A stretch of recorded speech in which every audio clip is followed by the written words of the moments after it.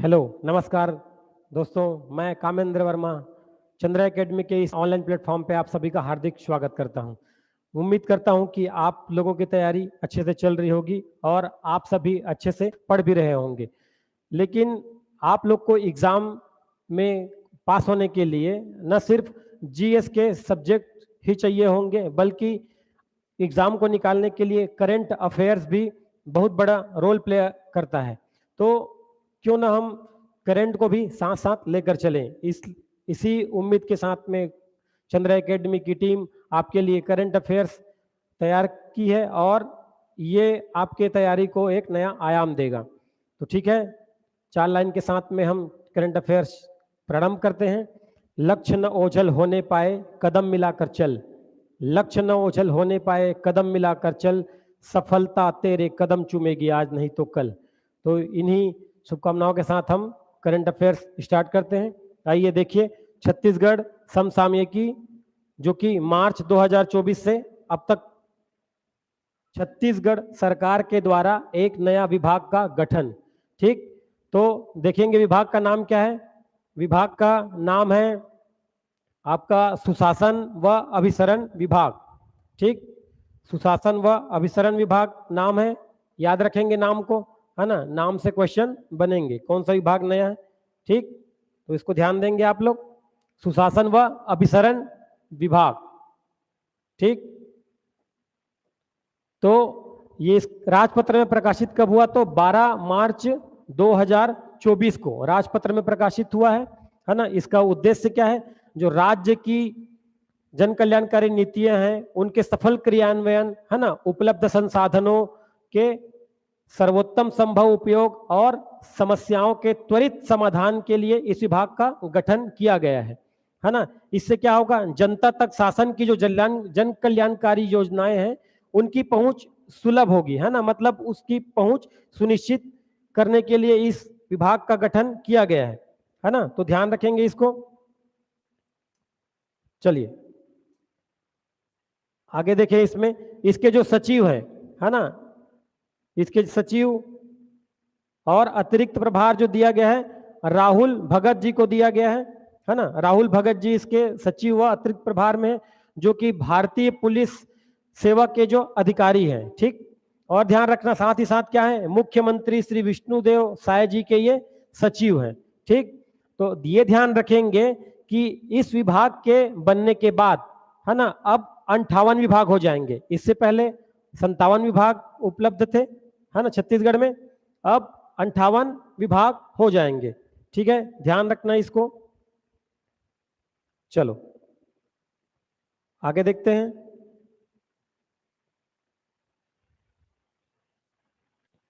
इस विभाग के अंतर्गत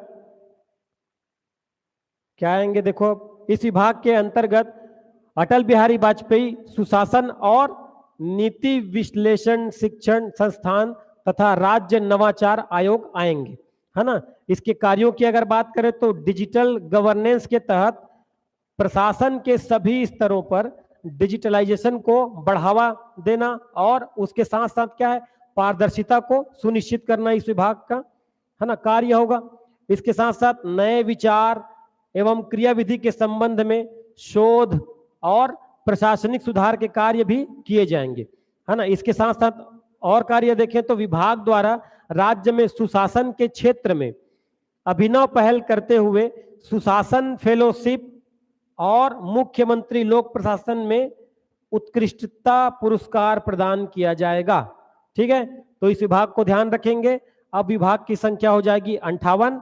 12 मार्च 2024 को राजपत्र में प्रकाशित हुआ। ठीक है, इसके कार्य और इनके उद्देश्यों को देखेंगे। इनके सचिव की अगर बात की जाए तो सचिव कौन है, ठीक है, सचिव याद रखेंगे कौन है जी, राहुल भगत। चलो नेक्स्ट देखते हैं अगला करंट अफेयर हमारा। तो देखो, केंद्र की योजना के तहत छत्तीसगढ़ में बनेगा एस्ट्रो पार्क। ठीक, एस्ट्रो पार्क बनेगा। ये एक्चुअल में योजना जो है केंद्र सरकार की योजना है। ठीक, केंद्र सरकार की योजना है और केंद्र के तहत जो है एस्ट्रो पार्क बनाने की योजना है ना। तो इसी के तहत छत्तीसगढ़ में भी एस्ट्रो पार्क बनाया जाएगा। कहाँ बनाया जाएगा? तो मायापुर गांव में। मायापुर गांव कहाँ पर है जी? तो याद रखेंगे सूरजपुर जिला में है ना। अब एस्ट्रो पार्क बनाया क्यों जा रहा है? एक्चुअल में जो कर्क रेखा है ना, तो कर्क रेखा जहां जहां से भी गुजरेगा, तो याद रखेंगे भारत में 8 राज्य ऐसे हैं जहां से कर्क रेखा गुजरता है। तो 8 राज्यों में छत्तीसगढ़ भी एक राज्य है जहां से कर्क रेखा गुजरती है ना। इसके साथ साथ क्या है, ऊपर से आईएसटी है ना, आईएसटी जो है ये 82.5 डिग्री है, ठीक है, 82.5 डिग्री, और ये है 23.5 डिग्री आपका क्या है, कर्क रेखा। तो कर्क रेखा और आईएसटी जो ऊपर से आ रही है, ये दोनों छत्तीसगढ़ में गुजरते हैं। मतलब भारत का एकमात्र राज्य जहां से दोनों रेखाएं काटती है, तो वो जिला जो है वो सूरजपुर है। और सूरजपुर में एक नदी है, महान नदी, वहां पे भैंसा मुड़ा गांव है, वहां के पास में कटती है, ठीक है। साथ साथ मायापुर गांव का भी नाम आता है। तो ये जो एस्ट्रो पार्क जो है वो मायापुर गांव में बनाया जाएगा, ठीक है। याद रखना, देखो ये जो है इमेज है ना, कुछ ऐसा ही होगा मायापुर गांव में, ठीक, ध्यान देंगे इसको। शामिल जिला, तो कर्क रेखा जो है वो 8 राज्यों में गुजरता है, उसमें से छत्तीसगढ़ भी शामिल है। और छत्तीसगढ़ में कौन कौन से जिले हैं? तो बोलेंगे तो सूरजपुर हो गया, कोरिया हो गया है ना, बलरामपुर हो गया, और मनेन्द्रगढ़, भरतपुर और चिरमिरी है ना। इतने जो जिले हैं वहां से कर्क रेखा गुजरती है, ठीक है। तो इसलिए इंपॉर्टेंस है इसका, याद रखेंगे। कहाँ बन रहा है? तो मायापुर गांव, सूरजपुर जिला है ना। और जिले याद रखना कौन कौन से जिले हैं, ठीक। इसका उद्देश्य क्या होगा? तो इसका उद्देश्य केंद्र सरकार का ये है कि जहां जहां से जो कर्क रेखा गुजर रही है उन राज्यों में एस्ट्रो पार्क बनाए जाएंगे। तो इसका प्रमुख उद्देश्य अगर बोले तो क्या है? खगोलीय घटनाओं के रहस्य को आम जनों तक पहुंचाना है इसके माध्यम से, है ना। एस्ट्रो पार्क के माध्यम से खगोलीय घटनाओं के रहस्यों को आम जनों तक पहुंचाने के लिए केंद्र द्वारा एस्ट्रो पार्क योजना का निर्माण किया जाएगा, ठीक। इसके कार्य क्या होंगे? इसके तहत देखो, देश में जहां जहां भी कर्क रेखा गुजरती है उस राज्य में कर्क रेखा वाले स्थानों पर एस्ट्रो पार्क डेवलप किया जाएगा, ठीक। अगर पूरे विश्व की बात की जाए, है ना, तो पूरे विश्व में 18 देश हैं जहां से कर्क रेखा गुजरती है, ठीक, ध्यान रखेंगे। तो एस्ट्रो पार्क क्यों बनाया जा रहा है उसको ध्यान रखेंगे, उनके उद्देश्यों को ध्यान रखेंगे, और सबसे इंपॉर्टेंट क्या है, छत्तीसगढ़ के संबंधित कहां पर बनाया जाएगा? तो मायापुर गांव याद रखेंगे, सूरजपुर जिला। चलो आगे बढ़ते हैं। ये देखिए, मुख्यमंत्री निर्माण श्रमिक पेंशन सहायता योजना, ठीक, मुख्यमंत्री निर्माण श्रमिक पेंशन सहायता योजना, ठीक। शुभारंभकर्ता कौन है? तो श्री लखनलाल देवांगन जी। लखनलाल देवांगन जी कौन है? तो श्रम मंत्री हैं छत्तीसगढ़ के, ठीक। तो श्री लखनलाल देवांगन जी द्वारा ये शुभारंभ किया गया है। इसमें पेंशन की राशि होगी 1500 रुपए, ठीक। संचालित विभाग अगर बोले तो छत्तीसगढ़ भवन एवं अन्य सन्निर्माण कर्मकार कल्याण मंडल, ठीक है। ये संचालित विभाग, मतलब ये विभाग के द्वारा संचालित किया जाएगा। इसकी पात्रता क्या होगी? तो ऐसे पंजीकृत निर्माण श्रमिक जिनकी आयु कितनी है? तो 60 वर्ष जिनकी आयु पूर्ण हो चुकी है, ठीक है। और पंजीकृत होना चाहिए वो श्रमिक, है ना, पंजीकृत निर्माण श्रमिक 60 वर्ष जिनकी आयु पूर्ण हो चुकी हो, ठीक। इसमें एक चीज आपको याद रखना होगा कि यदि पेंशनधारी की मृत्यु हो जाए, है ना, तो उस कंडीशन में उन पर आश्रित पति या पत्नी है, उनको 750 रुपए मासिक पेंशन दिया जाएगा, ठीक है, ध्यान देना।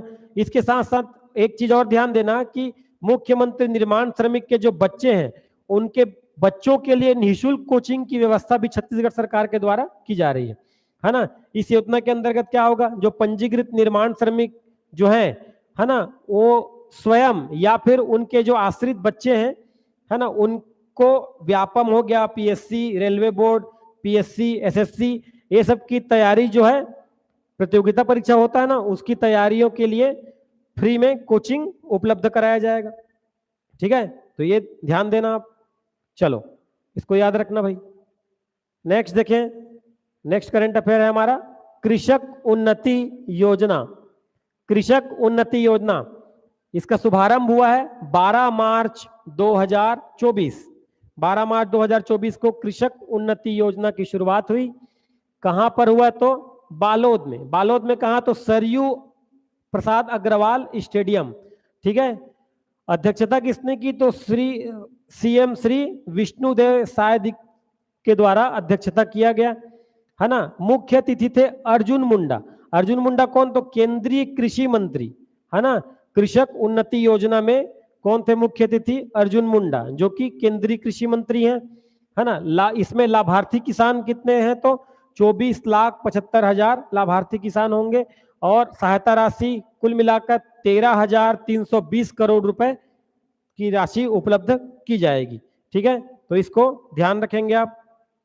चलो याद रखना, कृषक उन्नति योजना 12 मार्च 2024 बालोद, है ना। सीएम साय जी और अर्जुन मुंडा। ठीक, चलो आगे याद रखेंगे छत्तीसगढ़ उद्यम क्रांति योजना, है ना। छत्तीसगढ़ उद्यम क्रांति योजना है ना। इसका उद्देश्य क्या है? उद्देश्य देखो तो राज्य के युवाओं को स्वरोजगार स्थापित करने के लिए वित्तीय सहायता प्रदान करना है। जो राज्य के जो युवा हैं उनको स्वरोजगार स्थापित करना है, तो उनके लिए वित्तीय सहायता प्रदान की जाएगी। मतलब युवाओं को आत्मनिर्भर बनाने के लिए इस योजना का शुभारंभ किया जा रहा है। ठीक है। घोषणा किसने की? तो श्री अमित शाह जी ने की है घोषणा। ठीक है, जो कि कौन है? केंद्रीय गृह मंत्री हैं जी, है ना। याद रखना इसको। लाभार्थी कौन होंगे? तो राज्य के बेरोजगार युवा जो स्वरोजगार प्रारंभ करना चाहते हैं। ठीक है, ध्यान रखना। इसके लिए प्रावधान क्या है? जो प्राप्त ऋण होंगे, मतलब छत्तीसगढ़ उद्यम क्रांति योजना के तहत युवाओं को स्वरोजगार स्थापित करने के लिए वित्तीय सहायता प्रदान की जाएगी, है ना। मतलब ऋण उपलब्ध कराए जाएंगे। तो जो ऋण उपलब्ध कराए जाएंगे उनमें से क्या होगा? जो प्राप्त ऋण होगा उसमें से 50% जो ऋण है वो सब्सिडी के तहत माफ हो जाएंगे, है ना। और बाकी जो पैसे हैं वो ऋण मुक्त होंगे। मतलब आधे पर तो सब्सिडी मिल जाएगी पूरी पूरी, और आधा जो ऋण बचेगा उसमें क्या है? ऋण मुक्त। मतलब क्या है? ये बाकी जो पैसे हैं वो ऋण मुक्त। ठीक है, तो ध्यान रखना, बाकी पैसे पर ऋण मुक्त, मतलब उसमें ब्याज नहीं लगेगा। चले, चलो याद रखना भाई।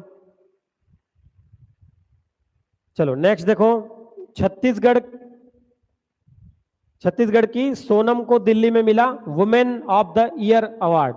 तो ये याद रखना इसलिए इंपॉर्टेंट हो जाता है क्योंकि अब छत्तीसगढ़ की महिलाएं भी पुरुषों के साथ कदम से कदम मिलाकर चल रही है जी, है ना। तो women of the year award मिला है छत्तीसगढ़ की किसको? सोनम को, है ना। पूरा नाम क्या है? सोनम श्रीवास्तव। कहाँ की रहने वाली है? तो रायपुर की रहने वाली। ठीक, कहां पर मिला? दिल्ली में, कॉन्स्टिट्यूशनल क्लब ऑफ इंडिया में। ठीक है, दिल्ली में मिला। किसके द्वारा दिया गया? तो याद रखना, network rainbow media. Network rainbow media के द्वारा यह प्रदान किया गया है। और विशेष क्या है? अंतर्राष्ट्रीय महिला दिवस के अवसर पर दिया गया। कब पड़ता है? तो 8 मार्च को अंतर्राष्ट्रीय महिला दिवस के रूप में मनाया जाता है। ठीक, ये इमेज में देख सकते हैं आप, इमेज में, है ना। ये है आप कौन? सोनम श्रीवास्तव। चलो नेक्स्ट चलते हैं आगे। नेक्स्ट देखिए, संगीत नाटक अकादमी पुरस्कार 2024। ठीक, तो याद रखना भाई, संगीत नाटक अकादमी 2024 किसे दिया जाएगा? तो पूनम विराट तिवारी को प्रदान किया जाएगा। ठीक है, पूनम विराट तिवारी, है ना। ये राजनांदगांव की रहने वाली है और ये लोक गायिका एवं रंगकर्मी है ना। बहुत फेमस है जी, है ना। याद रखना इसको। ये जो हबीब तनवीर है, हबीब तनवीर के जो नाटक था चरणदास चोर, उसमें ये रानी की भूमिका निभाई थी, साथ साथ दासी का, है ना। रानी और दासी दोनों की भूमिका निभाई थी इसने, है ना। तो उसके साथ साथ और मिट्टी की गाड़ी, आगरा बाजार, बहादुर कलारीन, सड़क नाटक, है ना, लॉटरी, तथा लोरिक चंदा जैसे नाटकों में क्या किया इन्होंने, अभिनय किया है ना। तो इनके योगदान को देखते हुए है ना इनको संगीत नाटक अकादमी पुरस्कार 2024 से नवाजा गया है। ठीक है, ध्यान रखना किनके द्वारा दिया जाता है, तो संस्कृति मंत्रालय भारत सरकार के द्वारा दिया जाता है ना। ये विशेष याद रखना भाई, हबीब तनवीर का नाटक है, छत्तीसगढ़ में बहुत फेमस है ना, रंगकर्मी के रूप में हबीब तनवीर। ठीक, तो पूनम विराट तिवारी संगीत नाटक अकादमी पुरस्कार। ठीक, ध्यान रखना। चलो नेक्स्ट देखो, नेक्स्ट देखते हैं। ये देखो संगीत नाटक अकादमी पुरस्कार का जो शील्ड है और फोटो है उसका। ठीक, चलो आगे देखें, उस्ताद बिस्मिल्लाह खां पुरस्कार। तो उस्ताद बिस्मिल्लाह खां पुरस्कार, ठीक, ये छत्तीसगढ़ के किसको दिया जाएगा, समप्रिया पूजा निषाद, समप्रिया पूजा निषाद को दिया जाएगा, है ना। ये पांडवानी गायिका है ना, पांडवानी गायिका आपको पता होगा, जो पांडव की वाणी पांडवानी, ठीक है, पांडवों से संबंधित है। तो ये दुर्ग जिले की रहने वाली है। ठीक है, क्या नाम है, समप्रिया पूजा निषाद। ठीक, याद रखना भाई इसको, उस्ताद बिस्मिल्लाह खां युवा पुरस्कार दिया जाएगा, किसके द्वारा दिया जाता है, तो ये भी संगीत नाटक अकादमी के द्वारा दिया जाएगा। ठीक, विशेष क्या याद रखना है, ये जो उस्ताद बिस्मिल्लाह खां अवार्ड है वो किनको मिलता है, तो 40 वर्ष से कम आयु के, देखो 40 वर्ष से कम आयु के उत्कृष्ट कलाकारों को ये पुरस्कार दिया जाता है ना। और ये पुरस्कार प्रारंभ हुआ था 2006 से, सन 2006 से प्रारंभ हुआ। अगर आपसे पूछे उस्ताद बिस्मिल्लाह खां कौन थे, तो उस्ताद बिस्मिल्लाह खां कौन थे, तो ये प्रसिद्ध शहनाई वादक थे, है ना। याद रखना भाई, है ना, मूवी में देखते हो ना, शादी जब होते रहती तो शहनाई ऐसे बजाते हैं, वही है आपका शहनाई। ठीक, ध्यान रखना। चलो नेक्स्ट देखते हैं, तो याद रखना इसको, उस्ताद बिस्मिल्लाह खां अवार्ड, समप्रिया पूजा निषाद। चलो नेक्स्ट देखो, देश की पहली लिथियम खदान कोरबा छत्तीसगढ़, है ना। तो ये बहुत फेमस है जी, याद रखना, एकदम एकदम इसको लिख के रखो, कहीं ना कहीं पूछेगा बिल्कुल। तो देश की पहली लिथियम, है ना, देश की पहली लिथियम खदान, तो कहाँ, कोरबा में, है ना। कोरबा में भी कहाँ, तो कटघोरा, है ना। ग्राम अगर बोले तो घुचापुर, घुचापुर, कोरबा, कटघोरा, याद रखना। ठीक, क्षेत्र 250 हेक्टेयर में, है ना। खोजकर्ता कौन है, तो जियोलॉजिकल सर्वे ऑफ इंडिया। ठीक है, और मंत्रालय इसके संबंधित है, तो कौन होंगे, केंद्रीय खान मंत्रालय। ठीक, याद रखना इसको, देश की पहली लिथियम खदान कहाँ, कोरबा, कोरबा में भी कहाँ, कटघोरा, और उसके अंतर्गत ग्राम घुचापुर। ठीक, याद रखना भाई। अब देखो इसको देखना आप, नेक्स्ट, मनरेगा के तहत श्रमिकों की मजदूरी दर में वृद्धि। मनरेगा जो है वो महात्मा गांधी नरेगा के नाम से जानते हैं, ये रोजगार गारंटी अभियान है। मतलब इसके तहत सरकार जो है वो ग्रामीण परिवेश में रहने वाले लोगों को रोजगार उपलब्ध कराती है, और उनके जो काम करते हैं उनके एवज में उनको पैसे दिए जाते हैं। ठीक है, तो सरकार के द्वारा ये बहुत फेमस योजना है। ठीक, याद रखना इसको। तो इसमें क्या किया गया है, अभी इस जो उनको पैसे जो मिलते थे उनमें वृद्धि की गई है। तो कितने परसेंट की वृद्धि हुई है, 10% की वृद्धि हुई है। ध्यान रखना, 10% की वृद्धि हुई है ना। पहले उन लोग को दिया जाता था 221 रुपए, अब उसमें क्या है, 10% निकाल दो इसका, 221 का 10% निकालोगे तो 22 रुपए, तो 22 रुपए वृद्धि हुआ है, अब उनको मिलेगा 243 रुपए। ठीक है, याद रहेगा, इसको याद रखना। लागू ये कब से हुआ है, तो 1 अप्रैल 2024, अभी जी लेटेस्ट, है ना, 1 अप्रैल 2024 से लागू हो गया। अब उनके खाते में जब आएंगे तो 243 रुपए आएंगे। ठीक, पहले कितना था, 221, बढ़ा कितना, 22 रुपए, कितना वृद्धि हुआ है, 10%। ठीक है, लेकिन एक चीज आप याद रखना, अगर देश की बात की जाए तो देश में सबसे ज्यादा मनरेगा के तहत पैसे मिलते हैं उनको, बोलेंगे मेहनताना, तो वो हरियाणा में मिलता है, और वो 374 रुपए है। ठीक है, ध्यान रखेंगे इसको। तो मनरेगा के तहत 10% की वृद्धि हुई है, अभी 22 रुपए बढ़े हैं, 221 रुपए था, अब कितना हो गया, 243 रुपए। ठीक, 1 अप्रैल 2024 से लागू हो गया। अच्छा करंट अफेयर है, ध्यान रखना। चलो आगे देखो, ये देखो बहुत फेमस रहा किसानों के बीच में। छत्तीसगढ़ के किसानों को धान के अंतर की राशि का भुगतान किया। ठीक है, तो कब हुआ ये? 12 मार्च 2024 को, है ना। 13,000 करोड़ रुपए जो है वो भुगतान किया गया।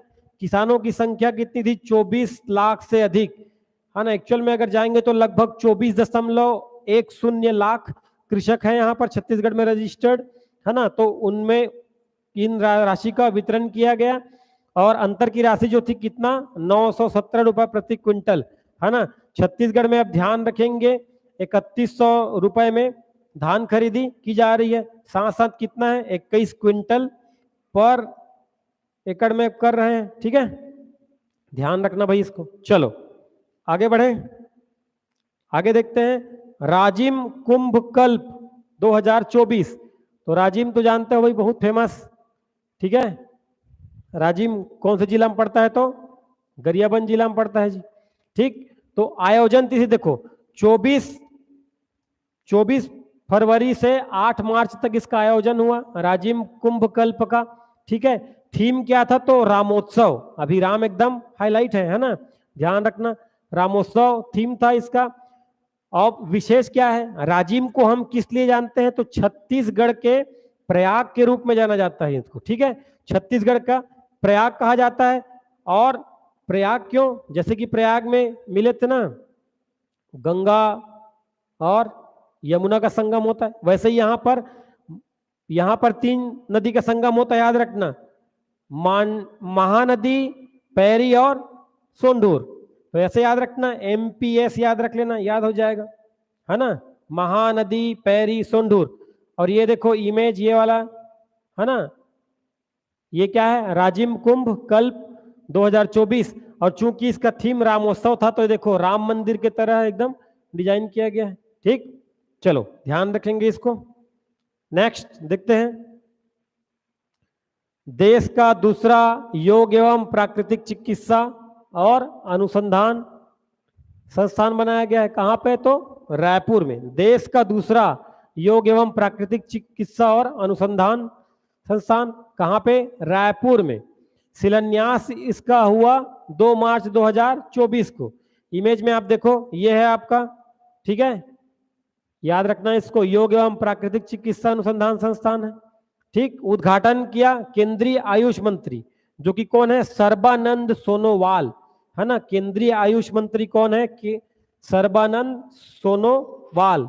ठीक है, यहाँ पे थोड़ा प्रिंट मिस्टेक हो गया है, सर्बानंद सोनोवाल है। ठीक है, याद रखेंगे। इसकी लागत 98 करोड़ आई है, तो लागत से उतना इंपॉर्टेंट नहीं है। हमको ये याद रखना है कि रायपुर में बना है, वो भी दूसरा योग एवं प्राकृतिक शिक्षण चिकित्सा और अनुसंधान संस्थान। ठीक है, शिलान्यास हुआ है उसका 2 मार्च को।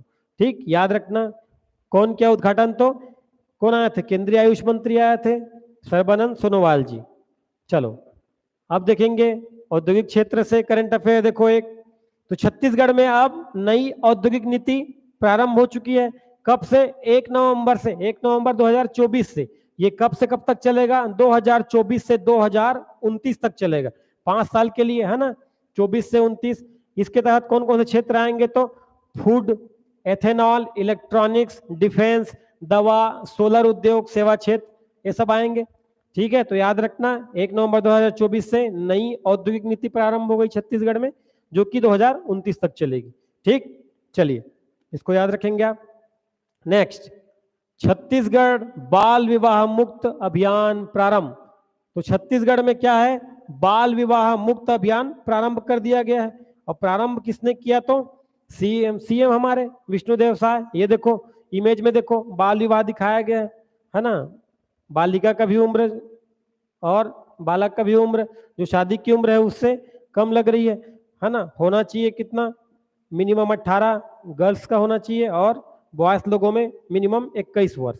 ठीक है, तो उससे कम उम्र में जो शादी होती है उसे कहते हैं बाल विवाह। ठीक, तो प्रारंभ हुआ है इसका 10 मार्च 2024 से साइंस कॉलेज ग्राउंड रायपुर से, है ना। साइंस कॉलेज ग्राउंड रायपुर से किसके द्वारा प्रारंभ किया गया? तो यहाँ के सीएम, छत्तीसगढ़ के सीएम श्री विष्णुदेव साय जी के द्वारा। ठीक है, तो लोगों में क्या है? जो कम उम्र के बच्चों की जो शादी कर देते हैं उनके प्रति जागरूकता लाना। ठीक है, तो कम उम्र में बच्चों की शादी करवाने के उनके नुकसान बताए जाएंगे, उनको जागरूक किया जाएगा, है ना।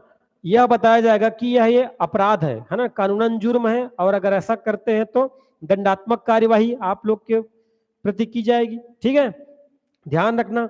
अब देखो इसकी जरूरत क्यों है, बिल्कुल जरूरत है भाई। तो बेटियों के भविष्य को बचाना क्यों, क्योंकि अगर कम उम्र में शादी कर दी जाती है तो न तो वो मानसिक रूप से परिपक्व हो पा रहे हैं, न तो शारीरिक रूप से, है ना। इस कंडीशन में क्या होता है, जब वो बच्चे को जन्म देते हैं तब उनमें स्वास्थ्य का खतरा बना रहता है, साथ ही साथ उनकी मृत्यु भी हो जाती है। तो सरकार की ये कोशिश है कि मातृत्व मृत्यु दर को साथ साथ जो बच्चों, है ना, शिशुओं की जो मृत्यु है उसको भी कम करने का ये उद्देश्य है सरकार का। ठीक है, साथ साथ क्या है, देखो छत्तीसगढ़ के जो ट्राइबल क्षेत्र में क्या होता है, आज भी व्यापक रूप से जो छोटी उम्र में बच्चों की शादी करा दी जाती है, ये उनके संस्कृति में है जी, है ना।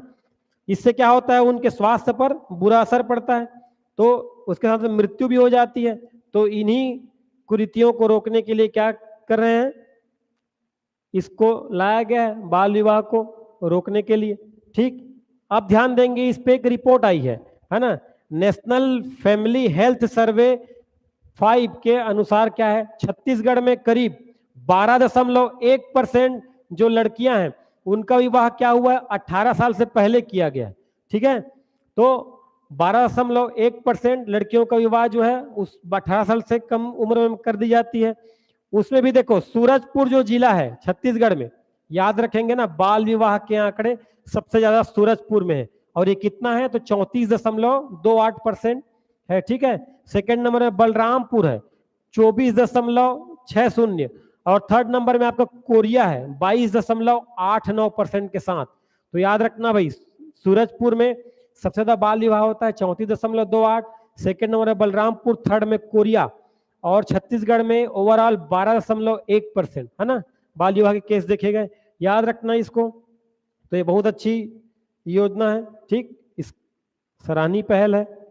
चलो आगे देखें, रीवा, रीवा कहाँ है, तो आरंग, है ना, और जिला कौन सा पड़ेगा, रायपुर। तो याद रखना वहां उत्खनन हुआ, है ना, उत्खनन कौन से विभाग के द्वारा, पुरातत्व विभाग के द्वारा, और उत्खनन के संचालक जो है पीसी पारक जी हैं। इसमें विशेष क्या है, यहां से कुषाण कालीन 300 सिक्कों की प्राप्ति हुई है ना, कुषाण कालीन 300 सिक्कों की प्राप्ति हुई है, और खुदाई में एक महास्तूप भी मिला है। महास्तूप जो है वो बौद्ध धर्म से संबंधित है जी, है ना, याद रखना इसको भाई। तो हड़प्पा संस्कृति के समकालीन जो मिट्टी के बर्तन मिले हैं, है ना, यहाँ से खुदाई में ऐसा अनुमान है कि ये जो मिट्टी के बर्तन है वो 1000 BC के आसपास के या उससे पहले के हैं। ठीक है, ध्यान रखना इसको।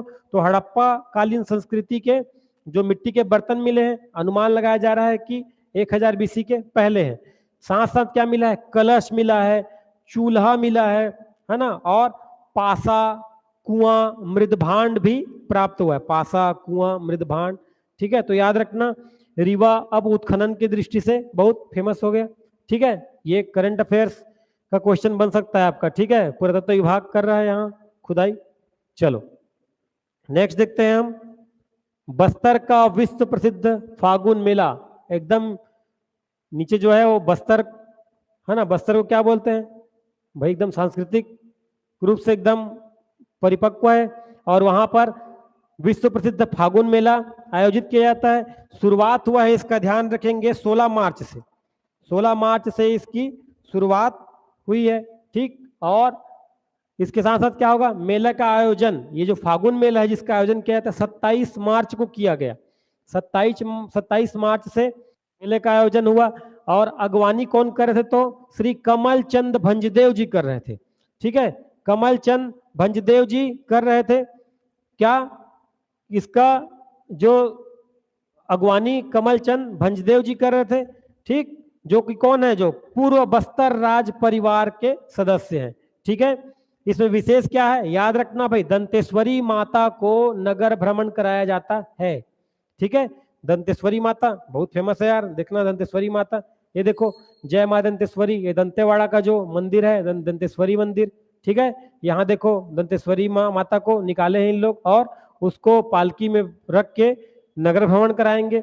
और एक चीज इसमें याद रखना, ये जो लोग हैं, जो बस्तर के जो लोग जो दंतेश्वरी माता को जो नगर भ्रमण कराएंगे, तो जो ये फागुन मेला है, उस फागुन मेला में इन्होंने सभी देवी देवताओं का आह्वान किया और ऐसा संख्या मिला है भाई डाटा में कि 940 जो देवी देवता हैं वो शामिल हुए। मतलब ऐसा मानते हैं इन लोग कि 940 देवी देवता इनके फागुन मेला में शामिल हुए और दंतेश्वरी माता के साथ में नगर भ्रमण किए उन लोग। चलो ठीक, ध्यान रखना।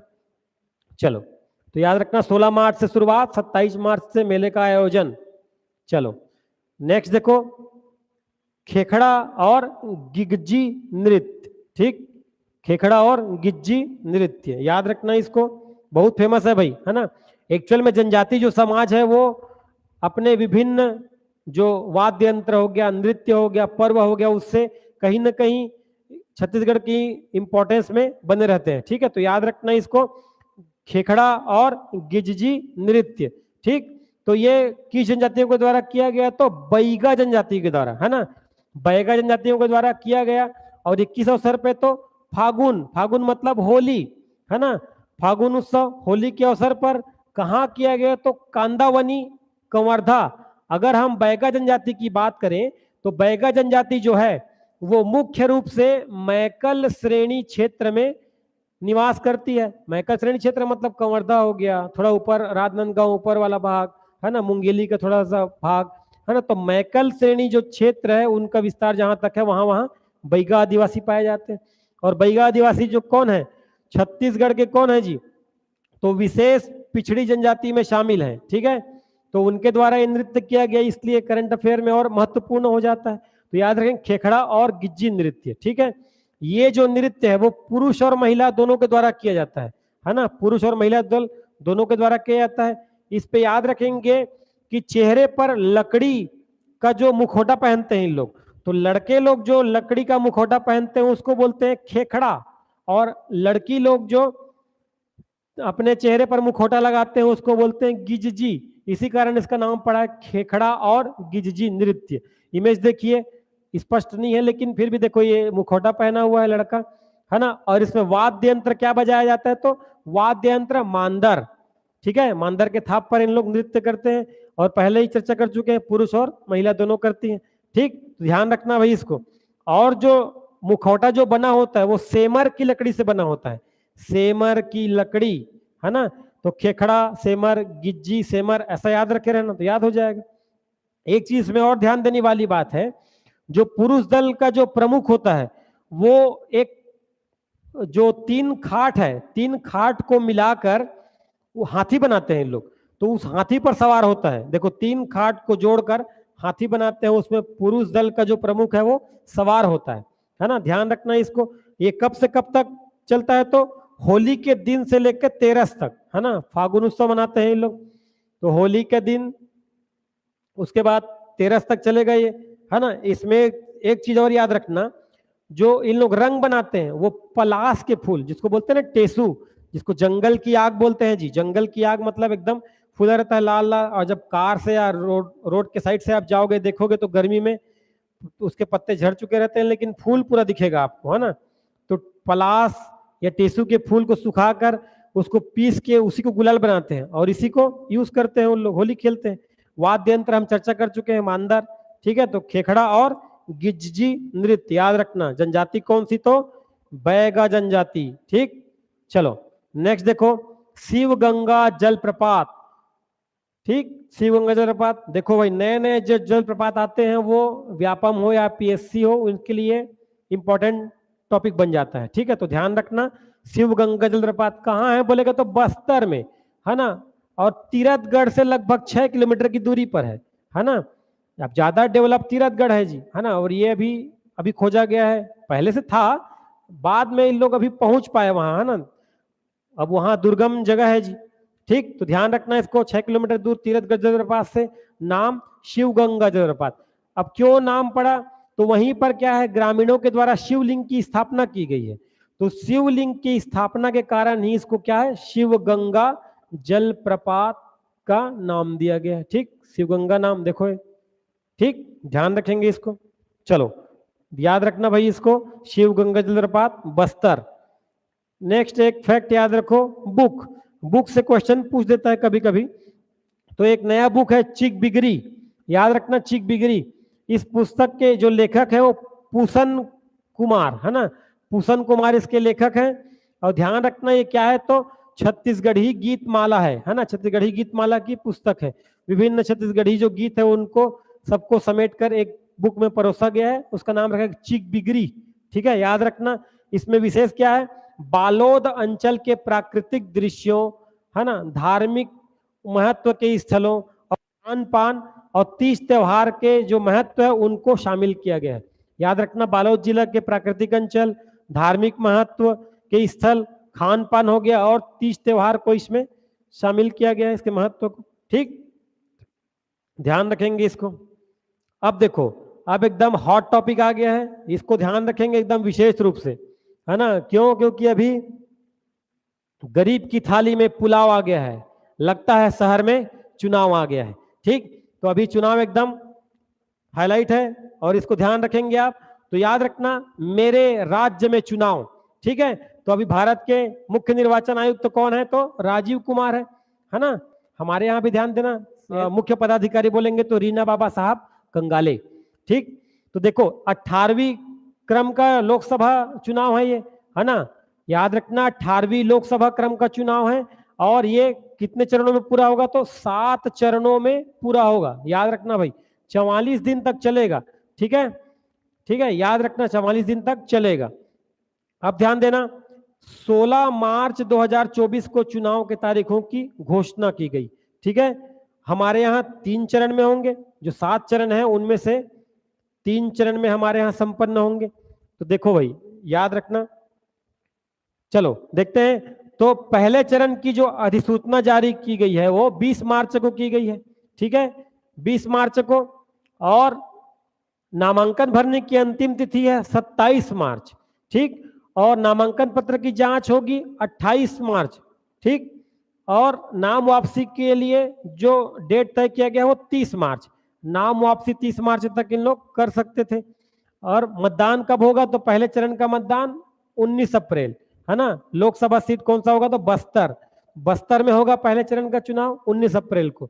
वहीं दूसरे चरण की बात करें तो अधिसूचना जारी हुई वहां पर 28 मार्च को, है ना। नामांकन भरने का अंतिम तिथि 4 अप्रैल और जांच होगा 5 अप्रैल तक। ठीक, नाम वापसी की अंतिम तिथि होगी 8 अप्रैल, है ना। और उसके बाद मतदान कब होगा, तो 26 अप्रैल। 8 अप्रैल तक नाम वापसी का अंतिम दिन था, 26 अप्रैल को यहाँ पे चुनाव होगा। तो कहाँ कहाँ आयोजित होंगे दूसरे चरण में, राजनांदगांव, महासमुंद और कांकेर। राजनांदगांव, महासमुंद और कांकेर 3 लोकसभा सीट दूसरे चरण में। जो बच गए वो तीसरे चरण में। तो तीसरे चरण के लिए जो अधिसूचना जारी होगी वो 12 अप्रैल को, मतलब कल।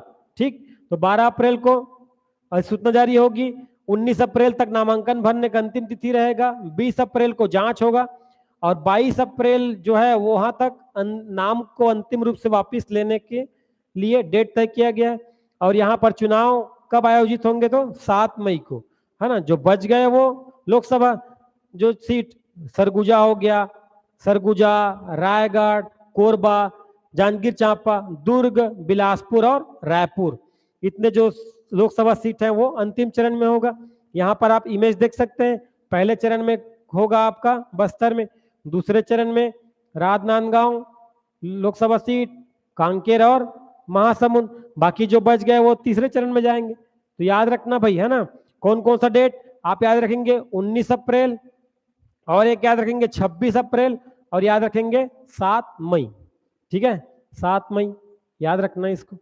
ठीक है, तो चुनाव का उत्सव है, बिल्कुल आप लोग मनाइएगा और बढ़ चढ़कर इसमें हिस्सा लीजिएगा।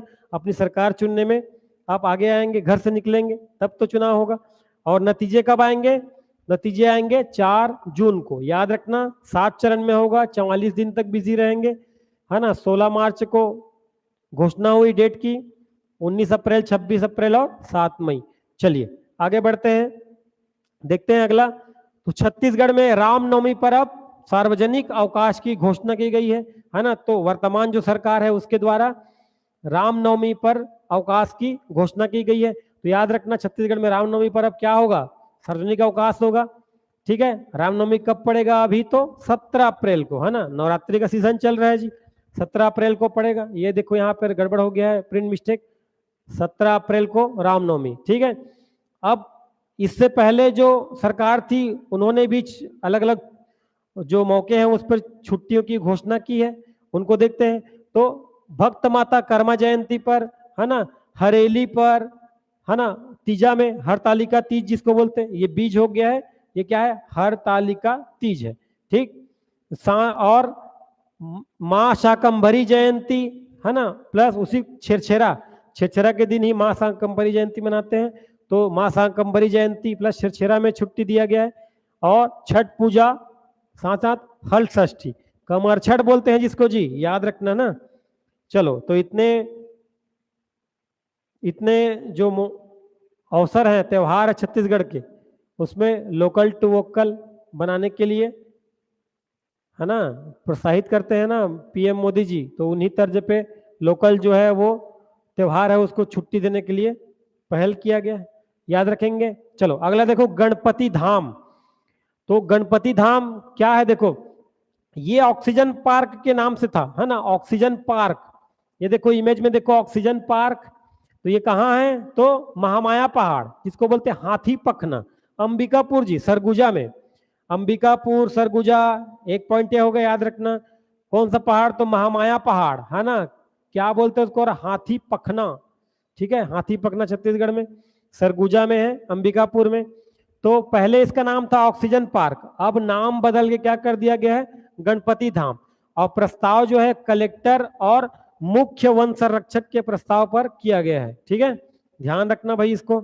चलो याद रखना, क्या बोलते, गणपति धाम पहले था महामाया पहाड़, ऑक्सीजन पार्क नाम से जानते थे। अब देखो ये याद रखना, नेक्स्ट करंट अफेयर हमारा, वीरांगना चमेली देवी, है ना, वीरांगना चमेली देवी। तो चमेली देवी कौन थी, ये जो राजा हरिश्चंद्र की बेटी थी, है ना, चित्रकूट के राजा, है ना, चित्रकूट के राजा हरिश्चंद्र की बेटी थी। ये क्यों फेमस हुई, तो ये अन्नम देव ने आक्रमण किया था, कौन, ये देखो इमेज देखो चमेली देवी। तो चमेली देवी को प्राप्त करने के लिए, बलपूर्वक प्राप्त करने के लिए अब रखा होगा जी प्रस्ताव, तो चमेली देवी ने मना कर दिया होगा। ठीक है, तो इन्होंने बलपूर्वक उसको प्राप्त करने का प्रयास किया। तो ये बलपूर्वक प्राप्त करने के प्रयास के क्रम में वो क्या की, इनसे युद्ध की, और युद्ध की, तो युद्ध के क्रम में क्या हुआ, अब अन्नम देव से नहीं जीत पाई। तो नहीं जीत पाई तो अपने सम्मान की रक्षा में उन्होंने क्या किया, वहीं पर जो इंद्रावती नदी बह रही है उसके बगल में वो आग जल रही थी, है ना, अब युद्ध होता है तो किसी को जला रहे हों, तो उसी आग में जाकर अब कूद गई, मतलब आत्मदाह कर ली अपने सम्मान की रक्षा में। बाद में अन्नमदेव को बहुत पछतावा हुआ अपने इस कृत्य पर, बहुत दुखी महसूस हुए। ठीक है, लेकिन अब करते भी तो क्या यार, वो तो चली गई। तो वीरांगना चमेली देवी इसलिए फेमस है, देखो अन्नमदेव के साथ युद्ध किया, इंद्रावती नदी के किनारे कूदकर आत्मदाह कर लिया। ठीक है, याद रखना विशेष क्या है, अब विशेष अभी करंट अफेयर में ये इसलिए है क्योंकि चमेली देवी को जो है वो चित्रकूट जलप्रपात, जिसको क्या बोलते हैं, भारत का नियाग्रा बोलते हैं। तो भारत का नियाग्रा के नाम से फेमस जो चित्रकूट जलप्रपात है उसके समीप इनकी प्रतिमा को स्थापित किया गया है ना, किनके द्वारा किया गया, तो मुख्यमंत्री सीएम जो अपने हमारे हैं जो श्री विष्णुदेव साय द्वारा चित्रकूट महोत्सव के द्वारा इनकी जो मूर्ति है जो लगी हुई है स्टेच्यू, उसका अनावरण किया गया है। ठीक है, याद रखना चमेली देवी का कहां पर, चित्रकूट जलप्रपात के पास। और कब किया गया, तो ये 5 मार्च से 7 मार्च तक आयोजन हुआ किसका, चित्रकूट महोत्सव का। और इसी चित्रकूट महोत्सव के दौरान उन्होंने इस प्रतिमा को अनावरित किया, याद रखना इसको। तो 5 से 7 मार्च के बीच। ठीक, चलो याद रखना चमेली देवी को। नेक्स्ट, रायपुर एयरपोर्ट, याद रखना भाई रायपुर एयरपोर्ट।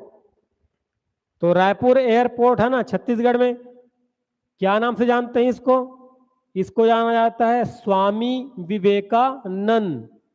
स्वामी विवेकानंद जी के नाम से इस एयरपोर्ट को जाना जाता है ना। वही स्वामी विवेकानंद है ना, जिनके नाम पर 12 जनवरी को हम क्या मनाते हैं, युवा दिवस मनाया जाता है, याद रखना, इनके सम्मान में। शिकागो सम्मेलन में गए थे, याद रखना, 1893 में। ठीक, तो विशेष क्या है, अभी रायपुर एयरपोर्ट इसलिए चर्चा में है क्योंकि याद रखना उत्कृष्ट यात्री सेवा के लिए देश में इसको 5वां स्थान प्राप्त हुआ है ना। इंपॉर्टेंट, याद रखना, क्या 5वां स्थान प्राप्त हुआ है उत्कृष्ट यात्री सेवा के लिए।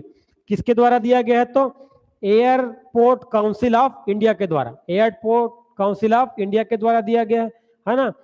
ये एक सर्वे हुआ तो यात्रियों के फीडबैक के हिसाब से इनको मिला है उत्कृष्ट यात्री सेवा के लिए, जैसे कि साफ सफाई हो गया, पानी, बैठक व्यवस्था, सुरक्षा है ना, कनेक्टिविटी, साफ सफाई, फूड स्टॉल, यात्री सुविधा है ना, साथ साथ क्या है, पार्किंग, ये सब चीज को लेकर है ना। और जो यहाँ पर कर्मचारी है उनके व्यवहार को लेकर सर्वे हुआ, जिस सर्वे में पॉजिटिव रिस्पांस मिला। और इस क्रम में देखें तो छत्तीसगढ़ के जो रायपुर जो एयरपोर्ट है उसको 5वां स्थान प्राप्त हुआ है।